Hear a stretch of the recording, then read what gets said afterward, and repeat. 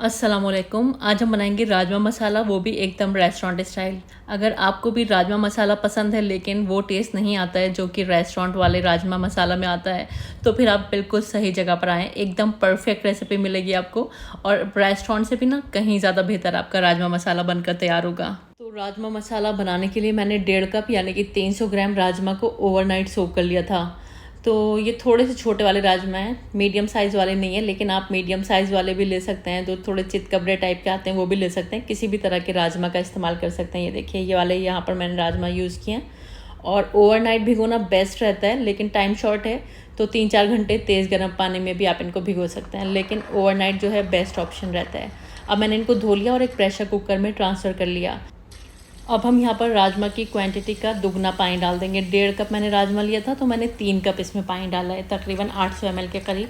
अब एक दालचीनी का टुकड़ा, 2 छोटी इलायची, एक बड़ी इलायची और 3-4 लौंग मैंने इसमें डाल दिए हैं। ये जो इस टाइम पर हम इसमें गरम मसाले डालते हैं तो बड़ी अच्छी खुशबू आ जाती है राजमा के अंदर। 2 तेज़पत्ते डाल देंगे, 1 टीस्पून नमक डाल देंगे और आधा टीस्पून हल्दी का पाउडर डालकर प्रेशर कुकर की लिड लगा देंगे। हाई फ्लेम पर 1 सीटी आने के बाद गैस की फ्लेम को धीमा करके तकरीबन 14-15 मिनट पकाएंगे।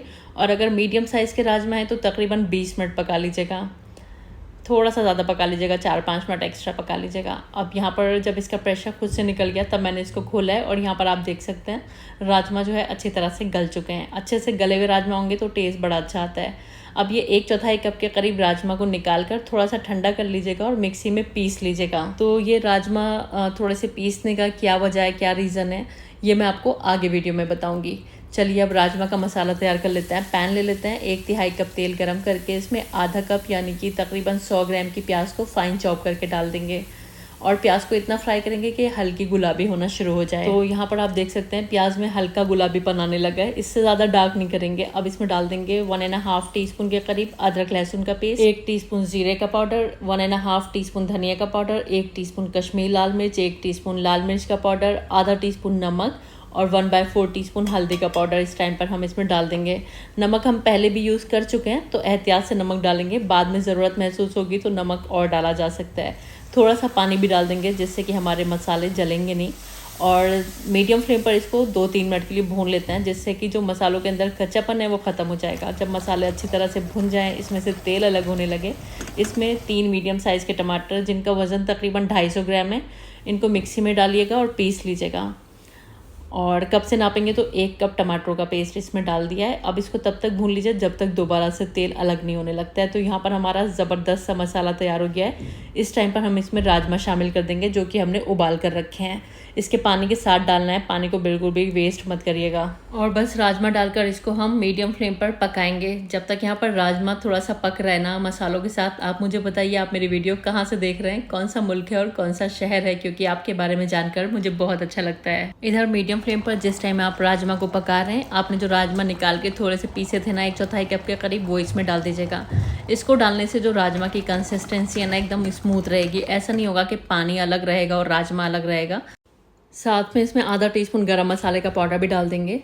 तो ये जो टिप है ना थोड़ा सा राजमा को पीस कर डालने की, इसको अगर आप अपना लेंगे तो आपका राजमा हुए या फिर आपके छोले हुए एकदम स्मूथ कंसिस्टेंसी के बनेंगे। छोलों के साथ भी ये मसला आता है और सेम यही प्रॉब्लम राजमा के साथ भी आती है कि पानी अलग हो जाता है और छोले अलग हो जाते हैं। तो थोड़ा सा पीस कर डाल देंगे ना तो एकदम स्मूथ कंसिस्टेंसी रहेगी और बहुत ही बेहतरीन आपका राजमा मसाला बनकर तैयार होगा। अब ढककर मैंने इसको 5-7 मिनट और पका लिया था, जिससे कि मसाले राजमा में अच्छी तरह से जज्ब हो गए और यहाँ पर हमारा राजमा मसाला बनकर तैयार है।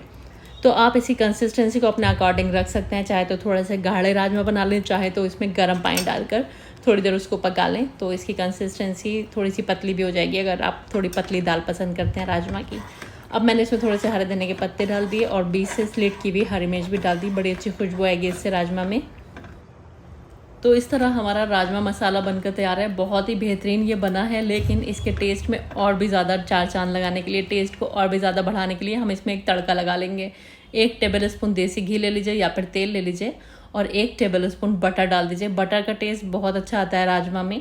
जैसे कि आप वो बनाते हैं ना दाल मखनी, उसमें भी बटर बड़ा अच्छा लगता है, इसी तरह से राजमा में भी बटर बहुत अच्छा लगता है। तो पॉसिबल हो तो थोड़ा सा बटर ज़रूर डालिएगा। 1 टीस्पून कसूरी मेथी डाल दीजिएगा और 20 से स्लिट की हुई हरी मिर्च डाल दीजिएगा और बस हल्का सा इसको पकाकर राजमा के ऊपर पोर कर दीजिएगा। और बस इसको 1.5-2 मिनट के लिए ऐसे ही ढका छोड़ देंगे, जिससे कि जो हमने तड़का लगाया है इसकी खुशबू अच्छे से राजमा के अंदर जज्ब हो जाएगी। और बस यहाँ पर बेहतरीन हमारा राजमा मसाला बनकर तैयार है। बहुत ही बेहतरीन सी इसमें खुशबू भी आ रही है और आप देख सकते हैं लुक भी कितना ज़बरदस्त है। बहुत टेस्टी राजमा बनता है। एक बार आप मेरे मेथड से बना कर देखिए। आप हमेशा इसी मेथड से राजमा मसाला बनाना पसंद करेंगे, ये आपको इतना पसंद आएगा। एकदम रेस्टोरेंट स्टाइल हमारा राजमा मसाला बना है। इनफैक्ट ये रेस्टोरेंट्स के राजमा मसाला से भी कहीं ज़्यादा टेस्टी है। एक बार आप बना कर देखिए, आप खुद इसके इतने कायल हो जाएंगे कि आप हमेशा से राजमा मसाला इसी तरह बनाना पसंद करेंगे। आप इसको सर्व कर सकते हैं स्टीम्ड राइस के साथ या फिर ज़ीरा राइस के साथ। रोटी से भी अच्छा लगता है और थोड़ा सा ऊपर से देसी घी और पोर कर लेंगे तो टेस्ट और खुशबू और बढ़ जाएगी।